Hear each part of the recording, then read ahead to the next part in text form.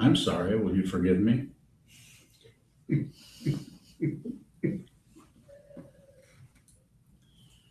So tonight, I wanted to talk about apologies and forgiveness. Very often misunderstood concepts. These concepts are very complicated. Quite often, a simple-minded approach that people take is apologizing to sometimes just to get off the hook. I said I was sorry, that kind of apology. Or sorry, you've heard of that one. And don't misunderstand, I'm not saying we shouldn't apologize for hurting someone or that we shouldn't forgive someone if that's seems to be the only route we can take. So there's nothing to correct. I'm not here to promote anything.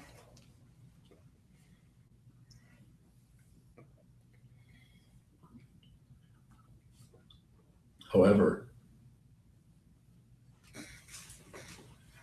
I do want to talk about those concepts. It's interesting, you could say this, and this will give you a little bit of an idea of where I go and how I work with this kind of material.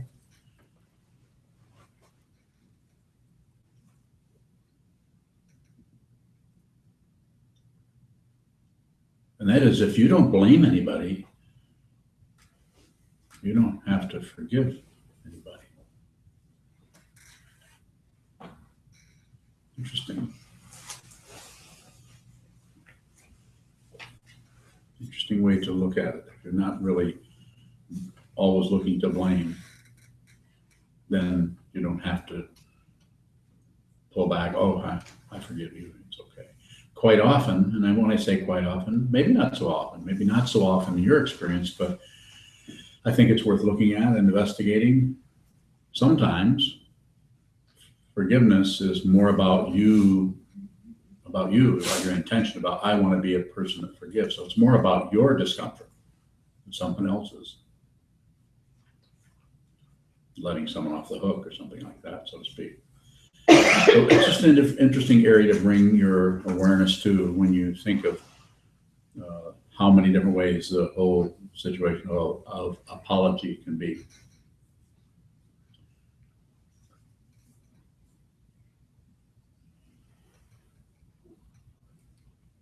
The idea of apologizing to someone might work quite well if you see that something that you had done or some activity had caused someone else pain or difficulty.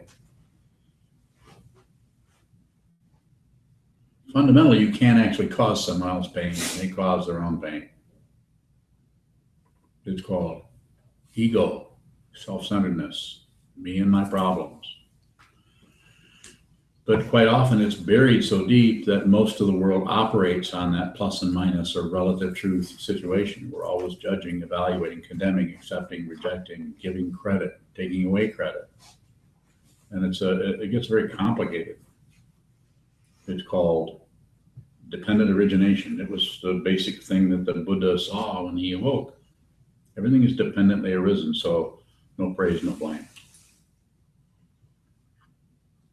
And of course, this doesn't mean that if someone commits a crime, we shouldn't do something about it. But it should be perhaps better served, the whole welfare of everyone would be better served if we took a large view and tried to see what is occurring here rather than just blame and punish and so on. So I don't have a real great understanding of that to be able to write a book about it. But I do run into that enough in my own body, speech, mind complex of this person and seeing it in others people I talk to every day. I see it operate there. So what I'm saying is, let's take a look at it. Take a look at when watch when someone is apologizing, and watch when you might even kind of a knee-jerk apology. Oh, I'm sorry. I'm sorry. Look at the motivation in there. Again, not accusing anyone of anything. I don't blame. Well, unless you screw up, then I'm all over you.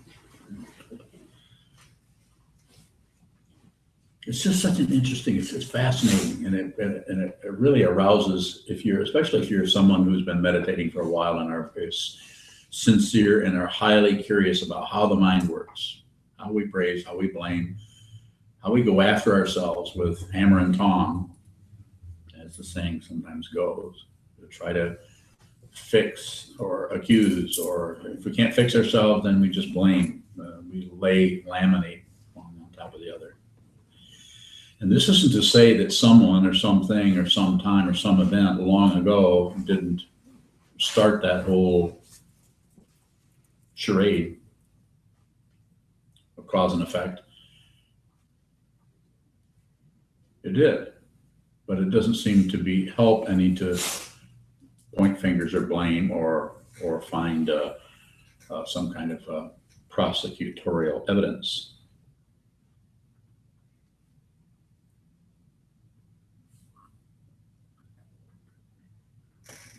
What does seem to be important is to see as big a picture as possible. And as I was trying to indicate, kind of slipped a notch there or something, but I'm saying that someone who does something we should respond to that.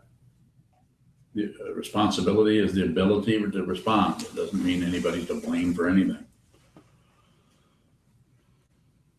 And how do we know that?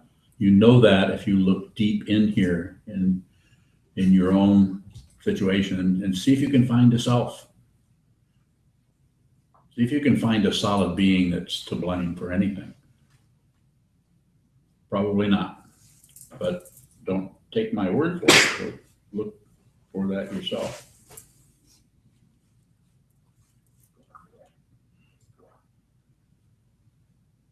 So of course someone does something that is destructive or is going haywire or spinning out somehow and beating up on their environment.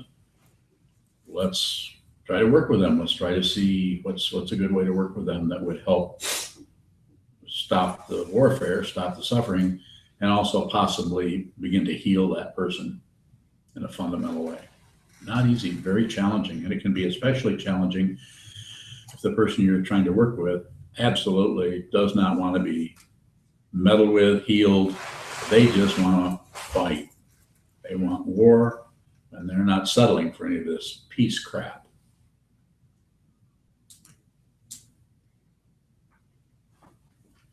So we may have our work cut out for us. We may have to find a way to work with that person or that situation. Like I endeavor not to get too political, but if we have to flash on this a little bit, the world situation where everybody wants to bomb everybody, it's just so insane to do that. It's been going on for centuries, and it's never worked. The world is incredibly warlike. But there is a possibility of finding out, looking at the big picture and finding out what people like, is it ISIL? Must be some way to talk to people and find out what we can do. They probably aren't going to trust us for everything that's happened in the last dozen years or so. But you can do that same thing with yourself. You can do that with yourself and with your intimate, close relationships, your intermediate relationships, and your distant relationships. You can work to try to come to terms with that on some level, which means from this point of view is don't jump to conclusions about who's right and who's wrong. We're not saying you have to disarm and deconstruct that whole approach of evaluation, but that's why they call Buddhism, that's why I call Buddhism, that's why you probably call Buddhism the middle way. Not too tight, not too loose. Not too tight, not too loose. So let's look at a big picture. Let's look let us look at as wide a picture as we can, so we can see how things, instead of this one little area that we're focused on, he did that, therefore, instead of doing that, back out of that. Not easy. So my main intention around talking about forgiveness, like I forgive Michael for putting in such a bright light up there, but really I should be forgiving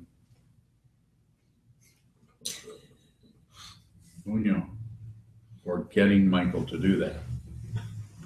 But then I could just blame the company who made those bright lights. I mean, there's just, somebody's guilty somewhere. I'm going to find it. What about the person who requested to begin with? Was that me? I'm sorry.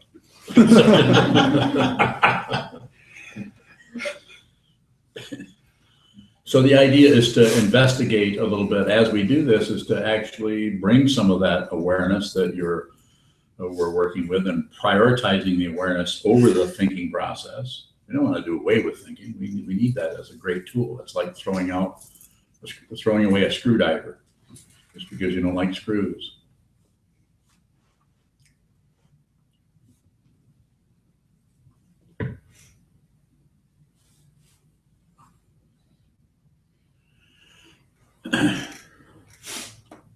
Sometimes the idea of forgiveness or apologies, if it's not understood, it just increases the separation, the illusion that we're really separate, autonomous beings who can be blamed or be credited or whatever, odd form of egocentrism.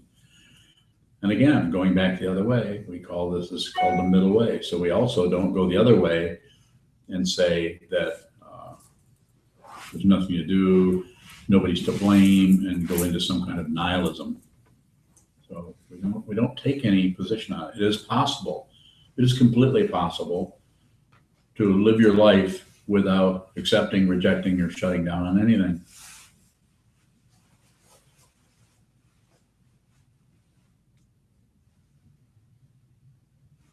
Without pushing on it, without pulling on it, and without closing your eyes or distracting yourself into something else. So it would be very good to have some interaction, have some questions about this. Yeah, Shoka. How do we see a big picture when we are deep in a trench? Okay, the first step, very good. So the first thing we do is to see the trench. That's how you see it. Because if you see the trench, then you see the space in which it occurs. That's the big picture. But if you do anything with that trench, if you do anything with that story about I've been wronged, if you do anything with that, if you try to remove it, if you try to justify it, if you try to fight with it, if you try to cover it up, if you try to fill it in, if you do anything with it, then we're all focused on the trench. I've got to stop doing this. Or the reason I'm doing this is because of these great shovels I have. Using those kind of images, it's like you actually have to stop, and the feeling quite often for a meditator in many situations that are very similar to this is a feeling of helplessness. It has to have a willingness to feel helpless in the midst of what you see as a trench or difficulty or something that you have done out of your frustration, out of your suffering, or out of your difficulty, or out of the abrasiveness of your life, the reality of your relationships, or whatever is going on, to just go in and dig that and have some kind of resentment happening about this for someone else or some situation or for yourself. And what's being said, and this is subtle, but it's just look at it. Just look at it. If you just look at it, this is difficult.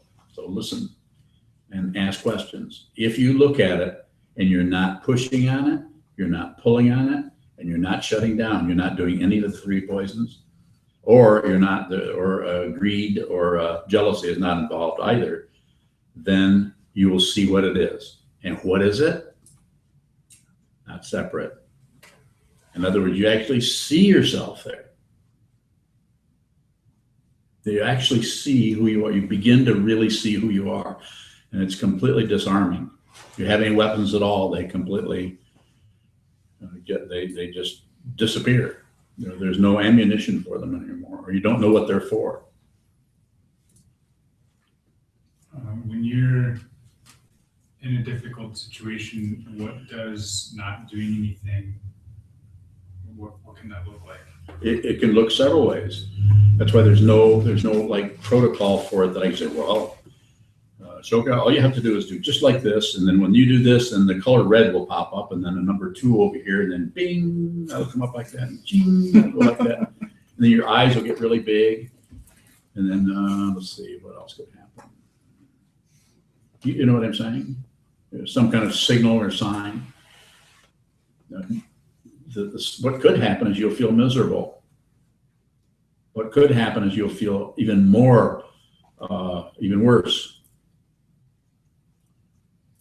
What could happen is the feeling of looking at that without passion on top of it. In other words, a story explaining it, and without aggression, without the energy that goes in to try to get rid of it, and without shutting it out. In other words, not relating to, is refusing to relate to something that's actually a part of you. Without doing that, any kind of emotion or something can come up. So, and that makes it very tricky, because then you think, well, that must mean, you've heard me say that before. Well, I'm feeling this, so that must mean we immediately abandon the very situation we need to look at. It's difficult.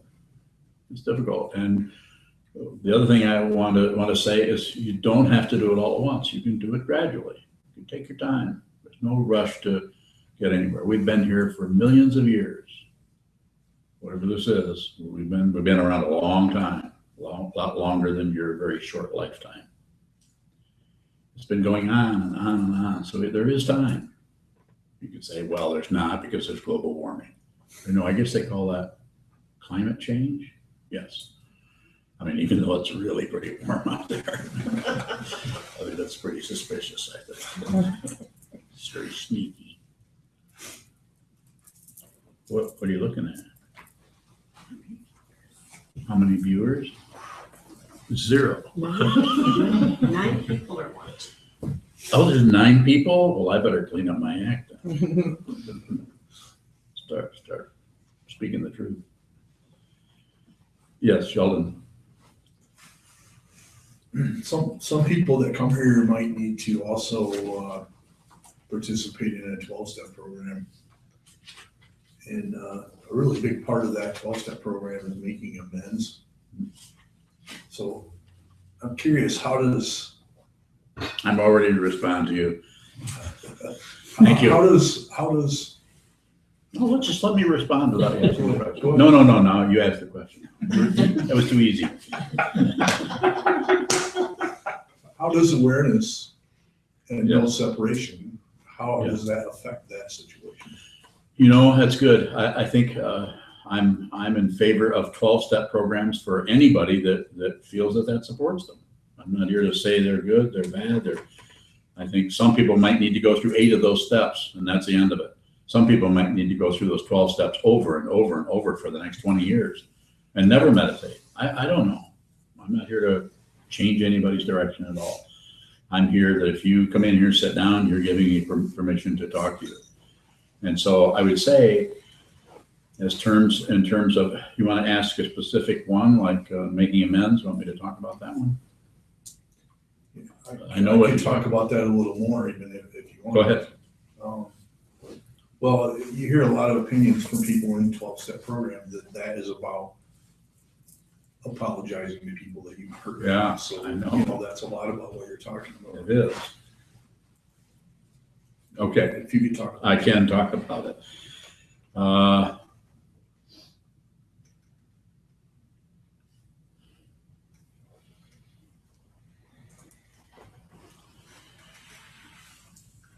responsibility is the ability to respond to whatever is happening. You're either doing it all the time or you're probably not doing it at all. You need to actually be wherever you're at all the time. Sometimes what happens with making amends, it's not that the ideas around that don't have some sanity there.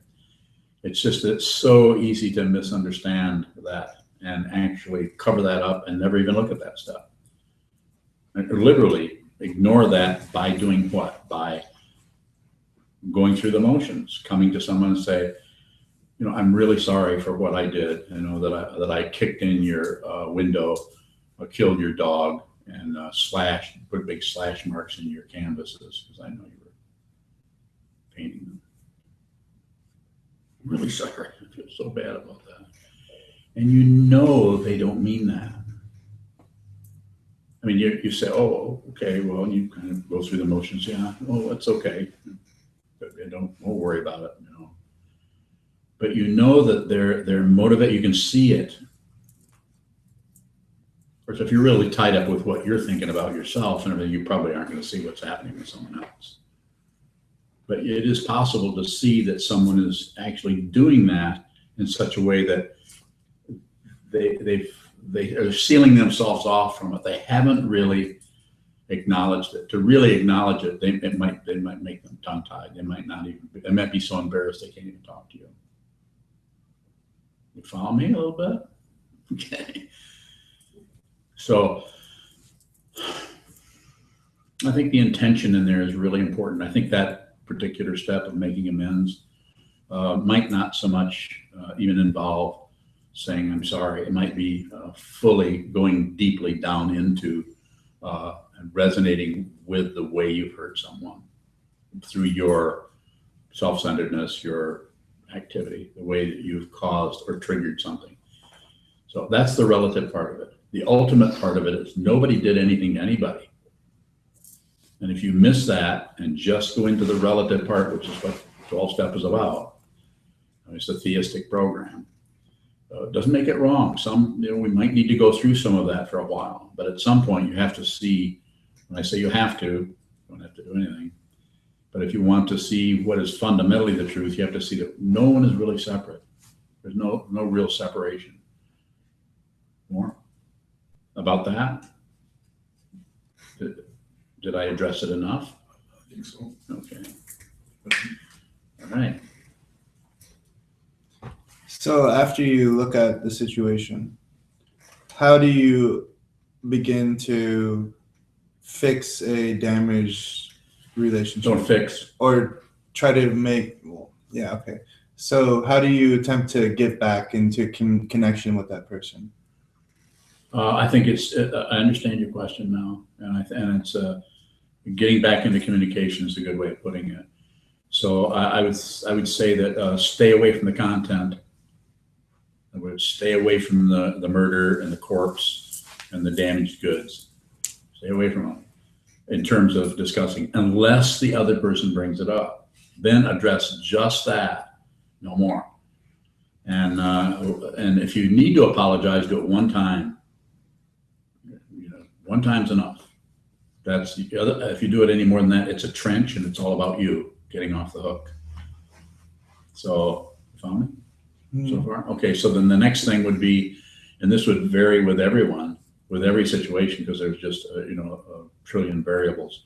Would be to try to reestablish communication, and one of the ways to do that is if this person will even meet with you.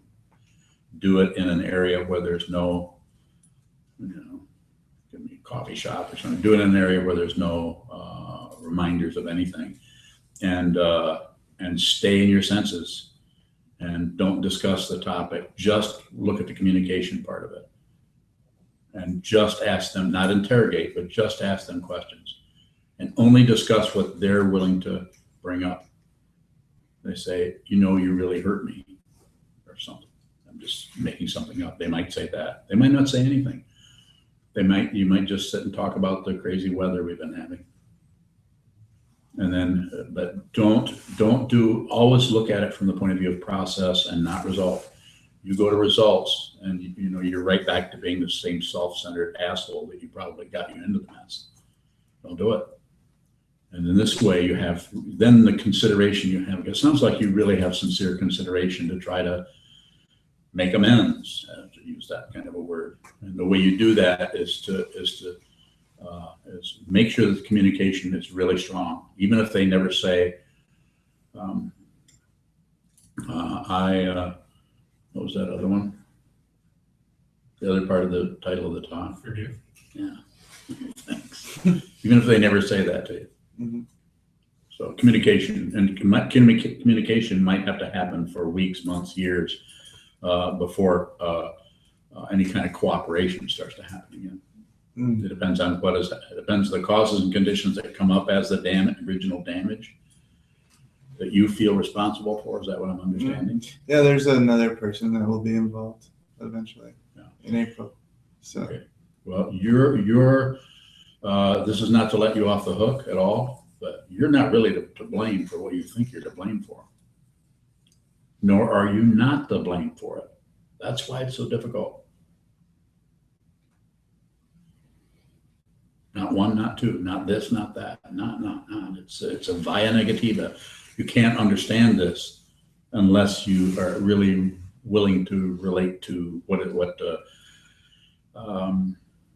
this 14th century Tibetan Dzogchen teacher Longchenpa calls absence.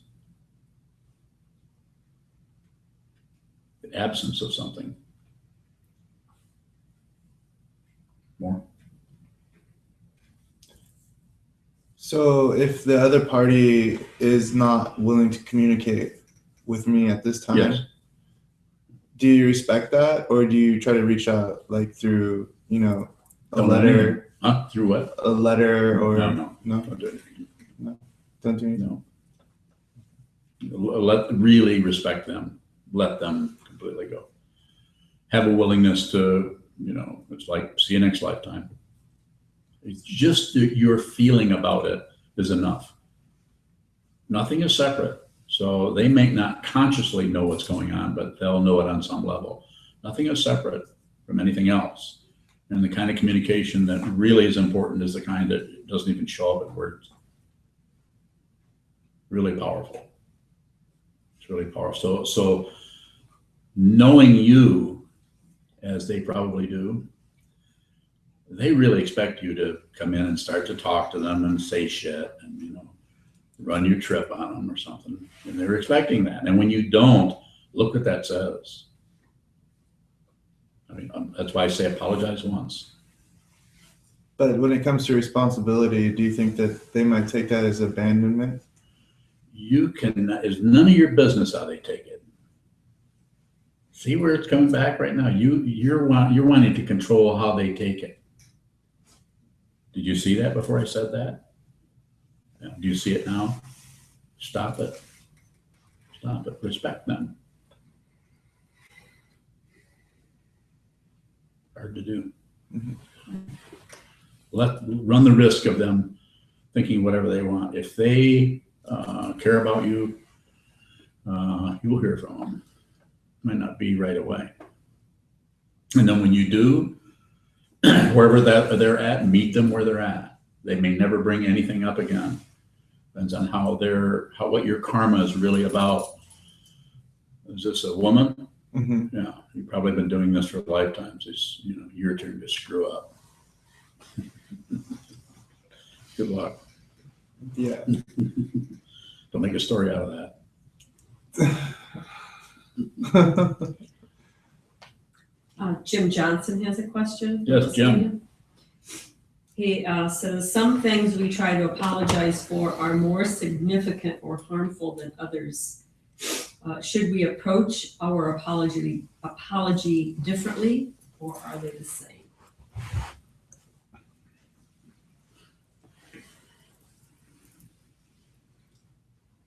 It's kind of a difficult one to speculate on. Read that one more time. Some things we try to Stop. I read that same thing again. Some Some things things. we try to apologize for No, stop.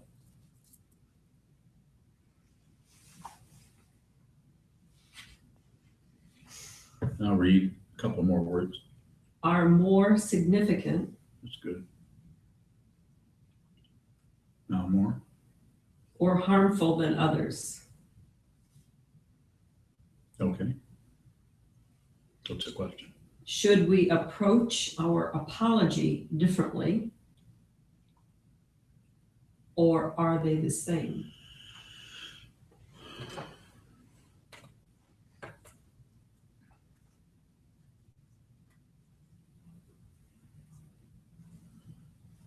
Don't apologize in those cases there. Don't apologize unless you have to.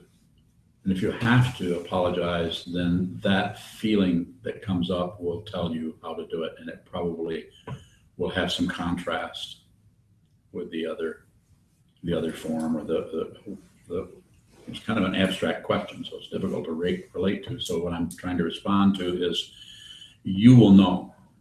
If you're sincere and if you're genuine, you will know. And it may show up the same, or very similar, and it could show up differently. I don't know. We'd have to get into all kinds of stories, and that doesn't may not help much. You're at number 99 on that recorder. Is that the last one? If you turn it upside down, it's 66. That's better. It seems like we've talked about one side of this, Yes, the apology. yes.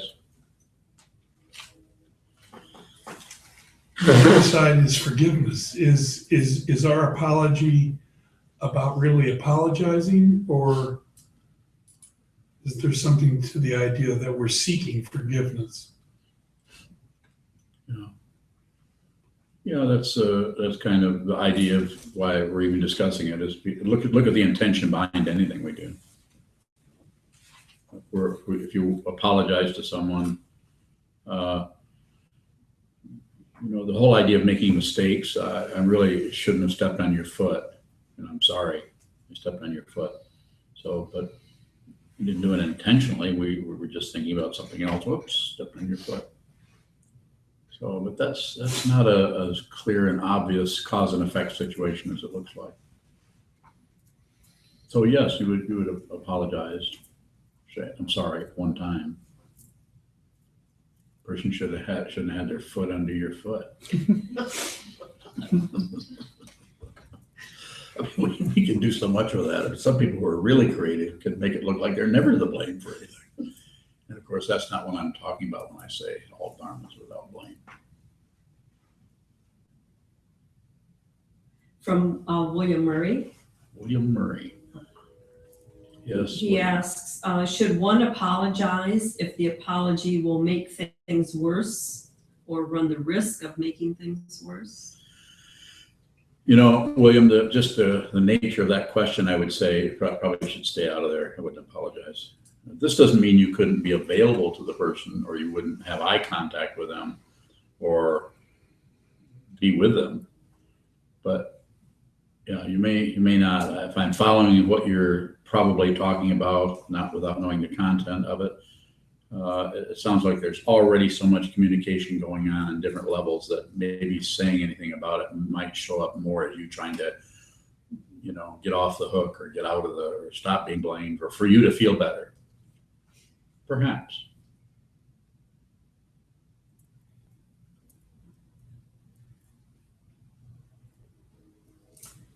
Since you. How can driving all blame into one be helpful? So driving all blames into one is one of Atisha's 7 points of mind training, 59 slogans, I think it is.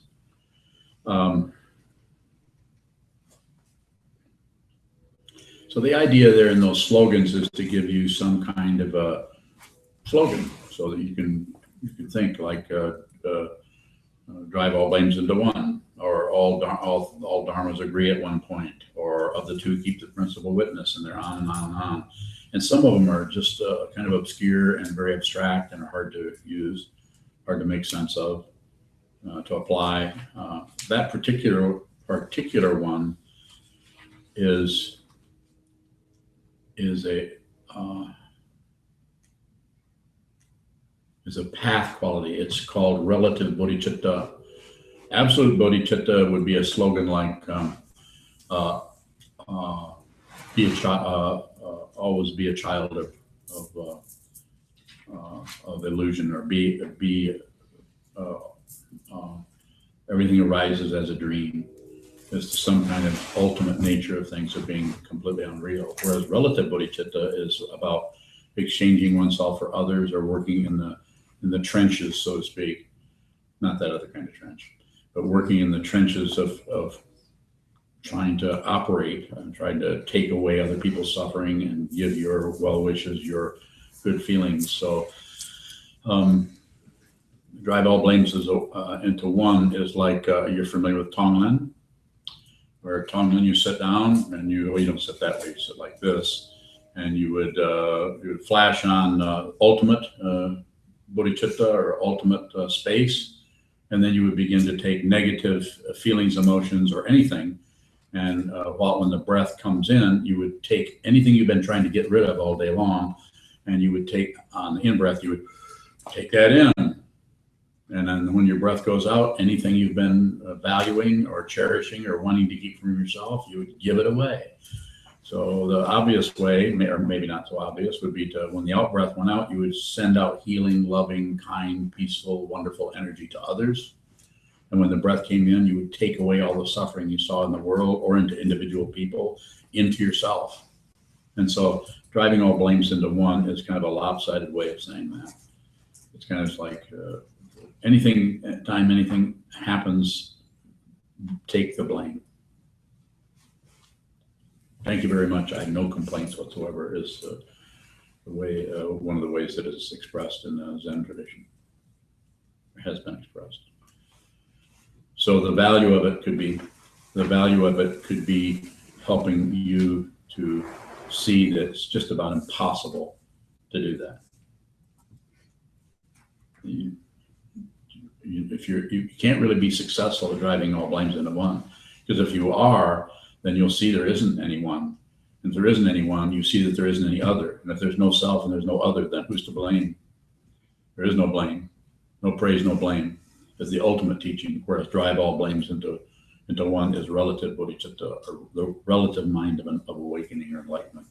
It's to take the relative world and continue to exchange oneself for others. It's like our Maitri Bhavana. Did you read Maitri Bhavana? It's like reading Maitri Bhavana, trying to just basically take something, even though this is a non-theistic tradition, still we're calling on the Buddhas and Bodhisattvas. Just like we just go there anyway. We don't believe it, nor do we disbelieve it. You don't have to believe in reality for it to be reality. The belief and disbelief is a very primitive way of handling your life. This is how it's done in very primitive societies. Not that they're wrong, they're just at that level. Our society is actually quite primitive, even though we have smartphones. More? It's a good question. Do you have any other question around that? No, but another question. Please.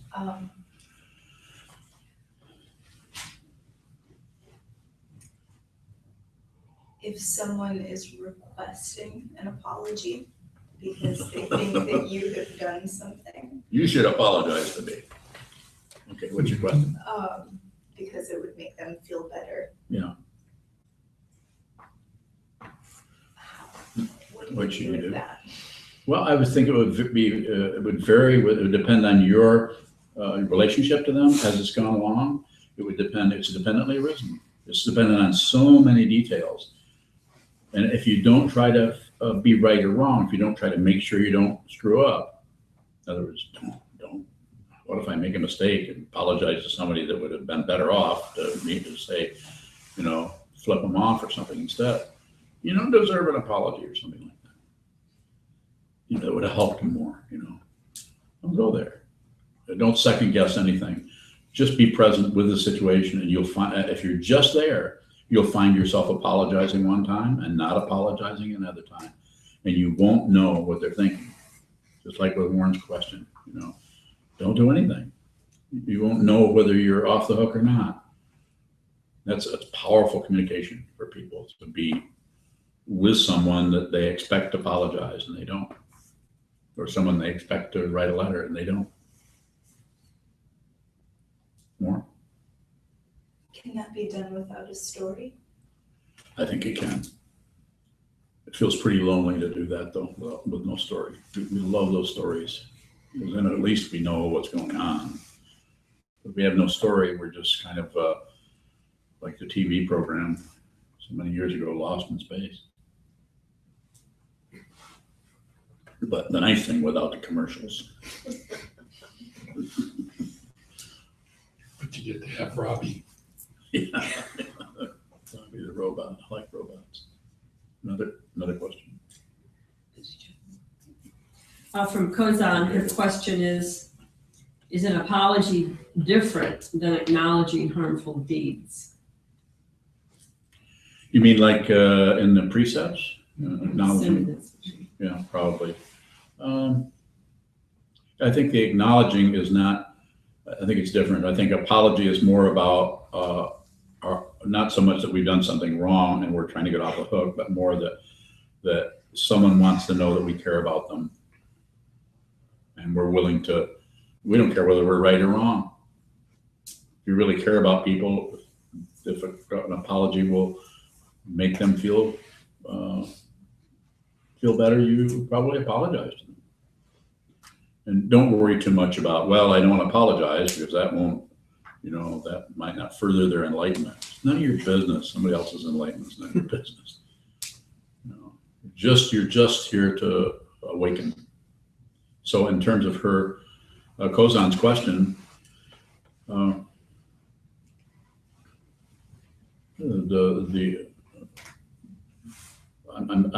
think what she's talking about is in the Bodhisattva vow in our Jukai, we acknowledge that we've, from beginningless time, we've harmed others, we've hurt others, and we're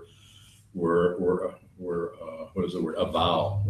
I fully avow that this has occurred, but it isn't so much like an apology. I'm really sorry that I killed so many people, but it's more that so we don't turn it into a someone who's wrong. We handle it, say that the awareness is there. I have the awareness that is on. Like if I just not to be, I'm not going to be particularly confessional here, but if I took my life over the last 70 years and looked at some of the things that I've done in my life, and I wanted to make myself miserable thinking about those because they were harmful to people. It doesn't help to do that.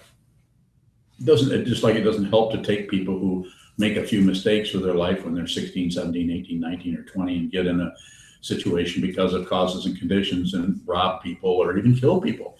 It does not help to punish them. It's not helpful to do that. It just perpetuates that kind of, makes it very circular. The karma between someone who is killed and someone who killed someone else is not just that lifetime. And if you think it is, then you can make whatever you want. But we have to look at it. We have to take a big picture. So therefore, we acknowledge what we've done. I also know that with all the things that have happened in my life, and probably if you look in your own life, you'll see that, if you, like some people that I have met have said that they're glad that the good thing about being a drug addict is it brought them to meditation. They never would have come there. I mean, that's may not be a very workable slogan to have, use drugs and then meditate. But the causes and conditions that come about are very, very difficult to track. That's why they refer to that in Sandokai as the rivers flowing in the darkness. You cannot track relative truth. So knock it off. Try to look and see who you are. Do you want a job for the rest of your life? Everybody do this. Everybody do this. Find out who this is. And beyond that, mind your own business. That's a good way to say it. Because then, if you're really doing this, then you'll see completely how much you need to interfere with somebody else, if at all. Always get permission. Yes. And just to follow up to that, and you started to talk about it, she asks, we talk about formless repentance and avowing. Formless repentance is just, the word repentance, I don't know what that means. If it were up to me, I wouldn't use that word. I just say avow, I acknowledge that. You acknowledge, this was done, that was done. I put too much pressure over there, and I put too much fire into this, trying to get my way and trying to strategize to see how I could be happy. Everybody wants to be happy. And depending on the causes and conditions that brought you into this room, or brought you into this lifetime, or brought you into a particular womb at a particular time, untraceable, knock it off. Don't worry about it. Just be here. You have gravity. As Sasaki Roshi said 35 years ago, Buddha is the center of gravity.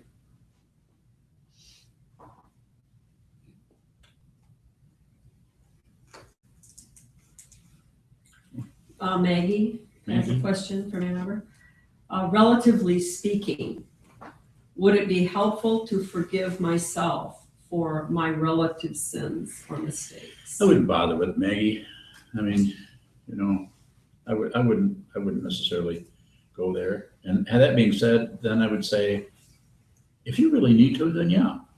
I mean, if you feel like, well, because there might be something I don't understand about that, but basically, just as a comment, I would say I wouldn't worry too much about that. Oh, she's in there? I thought she was in Ann Arbor. She's in that where that little green dot is? Hey, Maggie. Thanks for your text today, by the way. So I think we could talk about that in an interview at some point, but I don't know. It's maybe something not to ignore, but not necessarily to go in and try to get rid of by your forgiveness. It's something about that. So again, just to say, I'm not against saying you're sorry or forgiving people. I'm not against that at all. I'm just saying, bring a lot of awareness to see what's the motivation when you forgive, when they forgive, when you forgive. Anything like that, look at the motivation and see if there's some kind of a cover-up going on. Because I've kind of noticed that occasionally. Though people make a lot of money promoting forgiveness. There's whole seminars on it. You can go where people just lecture all day long on forgiveness. More. What is resentment for you? And What is resentment? What? for you in your eyes? Like how would you explain it? And how Being irritated that somebody takes my parking space.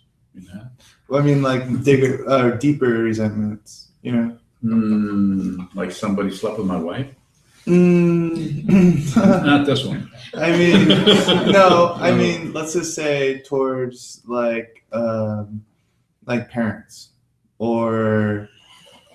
Okay, I got you. Now just give me a definite question. Something they did to you?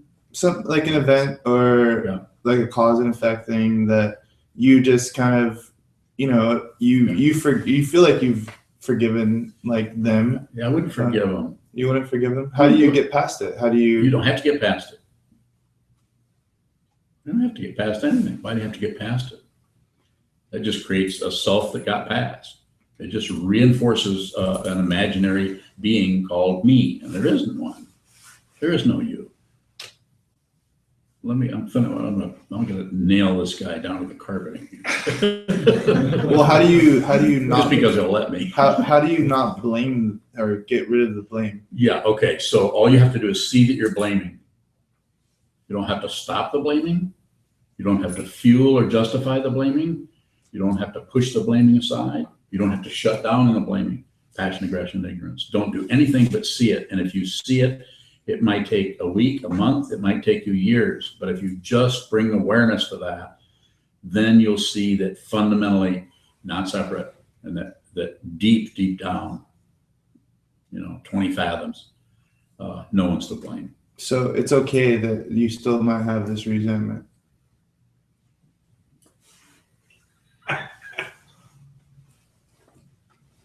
Notice my body language. Mm-hmm. Yeah, it's okay. But you don't have to fiddle with it. You don't have to add to it or take away from it. You don't have to worry about it. It can be your offering to the whole situation. I'm just gonna take that difficulty. I'm all through fighting with them. Mhm. I'm just going to be kind, and also to yourself. Follow me a little bit. Yeah. Yeah. Yeah. I just, some people say that, to really forgive, you have to let go of that resentment 100. You don't have to do shit. Okay. You don't have to let go of anything. You don't have to forgive anything. You don't have to do anything except, I'm very biased in this area, having sat and looked at this stuff for a long time. Just be aware, and then the awareness will help you see what the actual situation is and see that you can't find original cause for anything. Everyone is at the mercy of all the cause and effect, and there's zillions of things that are going on. So, and if you begin to see that, then you realize that we're not separate. Okay. It's very mutual. Okay. Yeah, that helps. Thanks. Good. Okay. Good question. That was fun.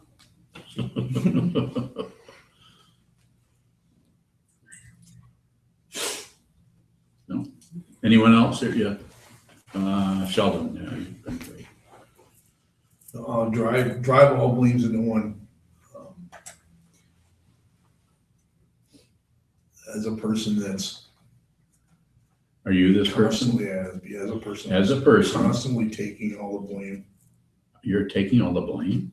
for whatever. No, you're blaming yourself. Right, That's different. exactly. That's I different. have stories about blame. Yeah. Blaming yourself They're is here. different than driving all blames. How does driving all blames into one? I'll give you a practice to work do. with that? I'll tell you, I'll give you a practice to do. You ready? Yeah. If I give you this practice, will you do it? Maybe. This is one of my really close tweets right here. Maybe. That sounds good. I can say it in just a few words. Take something that has happened that is negative, that you know you're not to blame for, and take the blame. To find something that you absolutely have nothing to do with that have been difficult for people, and take the blame once. And do it in such a way that it's possible that people might actually blame you. I know you know what I'm saying. Don't go to the things that, where you tripped over this and ran into that and didn't get this done or didn't, broke a commitment or whatever what have you. But go to something that you know you're not to blame for, that you were involved in. Take the blame for it. You could actually do it publicly, or you could just do it here. You could actually do it without even saying to anyone. You could just feel what it's like to take the blame for something that, relatively speaking, you had no hand in at all, perhaps. Follow me? What it does, it sets up a contrast so you get more of an idea of what blame is really about. It's like a police officer willing to go into jail and spend a year in prison just to see what it's like. So he or she has a better idea about what. If I were doing prisons, well, for one thing, I would do away with prisons. But if I had some say-so about prisons, I would say that the first thing any guard has to do is go in and be locked up for a month without anybody knowing that they're going to be a guard. You have to be in there as an inmate to see what it's like for those people. So rather than blaming myself for things that I believe I'm guilty of, I'm going to blame myself for something that I believe I'm not guilty of. It's a practice. Drive all blames into one. Because the other way around is you actually are blaming yourself. You're actually preventing yourself from seeing what the situation by blaming yourself. And what this does is establish ego, a really bad ego. In other words, a really unruly, irresponsible, dirty, rotten, low-down ego. The ego that is wonderful and then the ego that is really terrible and always screws up are still really strong identities. It's still about being self-centered. That's a clue to non-duality right there, if you're willing to hang with it. Not to. Anything else? Michael? Would it help with this blame or this Yeah. other to see where it is in time?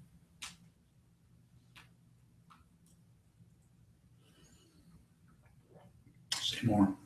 See where it is in time. Track down its history.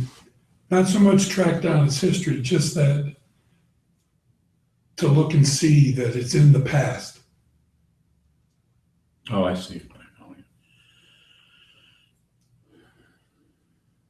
And things that are in the past, there's nothing that you can do about those things. They are, because of the past, that's where they are. The only issue, I wouldn't say that wouldn't give you some temporary respite, but ultimately it's going to have to be looked at from the point of view of this whole energy situation. There is no time, so you might be just kind of closing it off by using a concept. Well, it's in the past. Well, just let it go. It's in the past. That's why you don't have to let go of anything.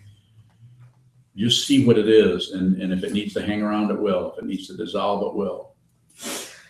Like there's a really powerful statement in the Tibetan tradition that is, well, I'll just say it, and you'll get the idea of what I'm saying. It says, if it's better for me to live, let me live. If it's better for me to die, let me die. Someone who is completely committed to being in reality, no matter what the reality does. It's the same as be with all things or save all beings. Just whatever occurs, don't run away, don't join, and don't do nothing. And the interesting thing about that is if you have that kind of an idea of just being present, then if your particular karma and the particular situation that is arising in front of you are resonating, just like when Senshu was hitting the drum. By the way, the sutra is really beautiful. Did a good job. Not a compliment, but it was good. It sounded good. And that drum, but a few times when she hit drum, the light up there flickered off and flickered on. It was vibrating. You know that? Yeah. Well, Michael and I did. Yes. We know stuff. Because my fingers don't have any strength and it needs to be turned a little bit more. So it's that kind of a thing that I'm saying, that resonance, like when the window rattles, when the humidity's just right in the room, and you hit that drum, or this one window over here talks to the back to the drum, it'll vibrate. So it's kind of the way that if you're just here, wherever you're at, if you're just on a park bench in Houston, you know, if you're driving through Livermore, Colorado, is that in Colorado? Huh? Yeah, it is, I think. But if you're driving through, it's in California. In the mountains somewhere. Yeah, well, but you're driving along and you're just here, then whatever occurs, you'll know in a kind of way, like it's like a resonance or a frequency. You'll know whether you need to jump out of your car and help somebody with their flat tire, or whether you need to keep driving. It doesn't require particularly thinking or analyzing anything. This doesn't mean you're going to miss much. You aren't going to miss the colors of things, the sound of things, the tone of things, the gaps between things. And the interchange between people becomes very, very obvious if you're not overly preoccupied with what's happening in your own brain pan. Should we close? She said yes, so that means we're closing. What are we doing? We'll Yeah, dedicate the dedicating. merit, which is in the back of your chant books. Also, a reminder, this Saturday is our all day, so please join us and donate generously. We are a 501c3 and you can count it on your taxes, online, in person. May their bliss penetrate into all places, so that we and every sentient being together can realize the Buddha's way. Jiro san shi shiku. Shizon musa moko sa.